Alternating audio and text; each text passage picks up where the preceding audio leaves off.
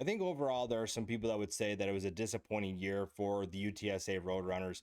Jeff Traylor's team knew that there was going to be a little bit of a step back at some point, but I think that there were still people that expected a lot higher than what they did. That being said, the amount of talent that they have coming back should be reason to be excited. And especially the offense, an offense that looked pretty good last year, they have a chance to take an even bigger step in 2025. We're going to take a look at the top players returning to the Roadrunners this year, as well as the schedule, and see what we should expect from this team this season. We'll start with the quarterback position. Shouldn't be a surprise. Owen McCown had a big year for the Roadrunners offense. 3,400 yards, 25 touchdowns. He also ran for 340 yards and 3 more scores.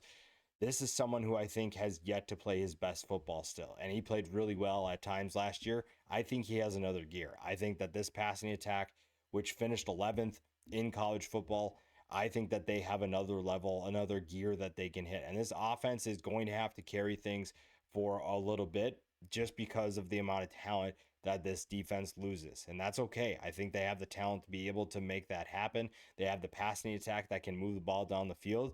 And if McCown's able to reduce some of those interceptions, that touchdown number, the passing yards, the rushing yards, all of those numbers will increase, and you're looking at a guy who's going to make some serious noise in 2025. One of the guys that he'll throw to is Willie McCoy. Again, this pass group is going to be so fun to watch. Willie McCoy only had 28 catches last year, but he averaged 19.1 yards per catch. This is a guy who knows how to make explosive plays. This is an offense really that knows how to make explosive plays, and they are going to be fun to watch once again. The continuity that you have coming back with your quarterback speaks volumes to what you can do about your potential this year. Willie McCoy is an explosive threat that I think if he is able to get more targets is only going to put up more monster numbers. Then we go to the defensive side of the ball. Like I said, the defense has more to replace than the offense does, but Owen Pee-wee coming back is a really big return for them. 42 tackles last year, 7 tackles for loss, 2 interceptions too.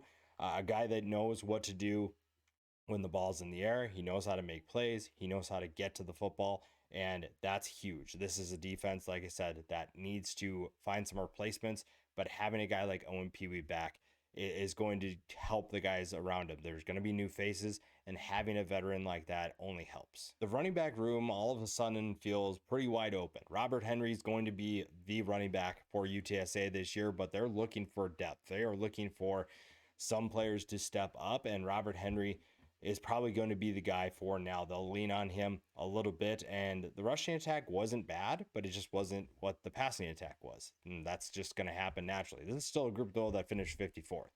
Robert Henry is going to be a really fun player to watch as the go-to guy.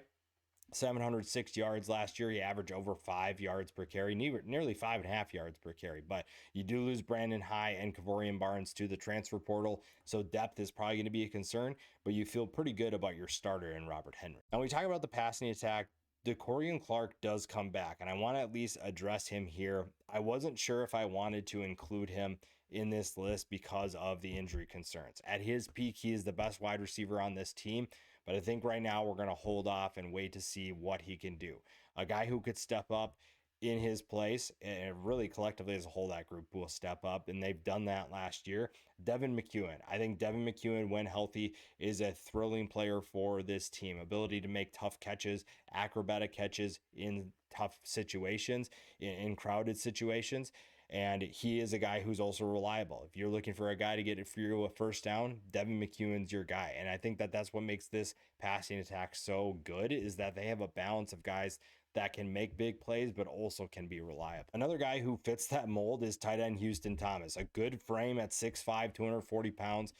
He is another one that can make explosive plays. I think he is super underrated in the tight end world in college football, and it's easy to see why. 34 catches for 470 yards. That's nearly 14 yards per catch and 3 touchdowns. Again, this passing attack, if it doesn't take a step forward, I will be surprised. As long as everybody stays healthy, they have so much depth. They have so much talent and so much depth that there's really no reason why they can't be successful. And Houston Thomas is probably one of the guys that you maybe don't pay attention to because of the amount of players teams have to worry about, and that just opens up the field for everybody and makes Owen McCown's job so much easier. And our final receiver that we'll talk about, David Amador is second, 31 catches, 376 yards, and 1 touchdown.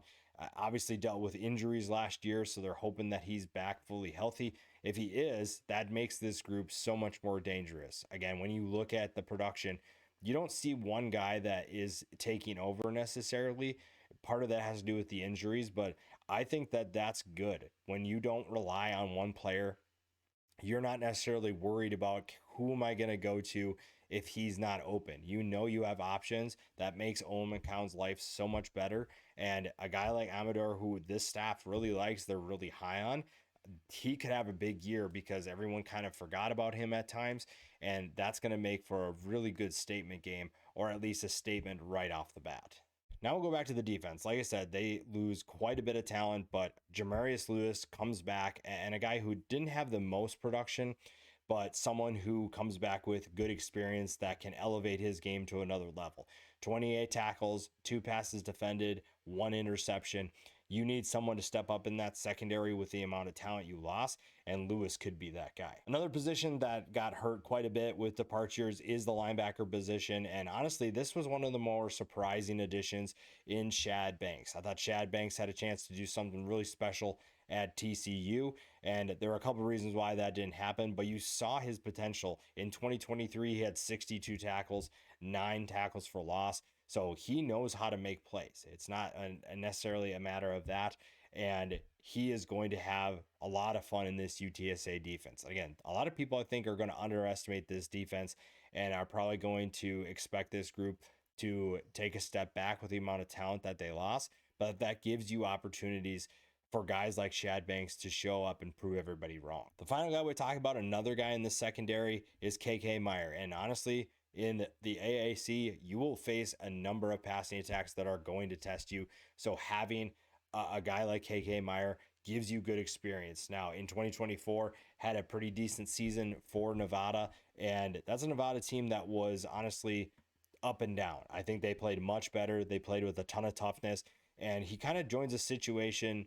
The situation overall is better at UTSA, but defensively, they're going through some change. People are doubting them, and he knows how to compete at a high level in those situations. So this secondary feels like it's in good hands with the talent they have. It's just a matter of who's going to step up. There's not an over/under set for UTSA. If I had to guess, I would probably put it at 6.5, and maybe that feels low. I'm not entirely sure what it's going to be at. The fact that this defense has to replace so much talent is probably concerning to a lot of people. That being said, the win totals here are extremely volatile. The ceiling to me is 9-3. If that defense finds its depth and plays together, then 9-3 might not be enough. Now, they're not beating Texas A&M to start, but going Texas A&M and Texas State to start the year is definitely tough. But Texas State is not a game that UTSA can't win. They can definitely win that football game. And honestly, a 3-1 start is definitely a possibility. Colorado State's going through a lot of turnover as well. We're not really sure what Jay Norvell's squad is going to be. So a 3-1 start is definitely possible. Texas State and GJ McKinney are going through plenty of transition too. They might be in a little bit different place than UTSA. So that's going to be a good test for this program early on. Then you get a bye week before a decently easy stretch at Temple, though playing it at Temple for people who are not familiar, for maybe UTSA who's not super familiar, playing at Temple is always tough. The stadium is usually dead. There's going to be a lot of internal will that you have to summon for those games where you find a way to win. That's tough. Then you play Rice. North Texas is a team that UTSA is definitely capable of beating. It's on the road, and North Texas is a team that, kind of like UTSA, has to replace quite a bit of talent and has some relative unknown talent that you're not necessarily sure about. So by this point, we're going to know which team is better heading into this game, and that'll be interesting to see them on the road. The final stretch is definitely the toughest part.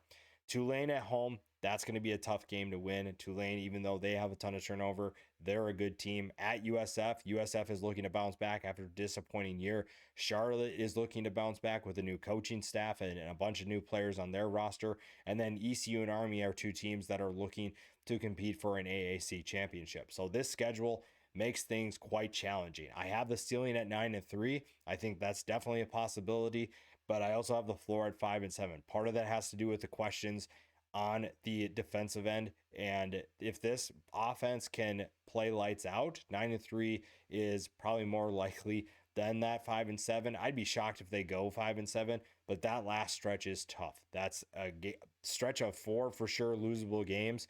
And Charlotte's probably not going to be ready for it, but if things aren't going well, Charlotte could surprise some teams in the AAC. I don't know if the UTSA Roadrunners are one of those teams. I trust that Jeff Traylor has this squad in a better place than that, but this is going to be a team that we'll find out a lot about them within the first month.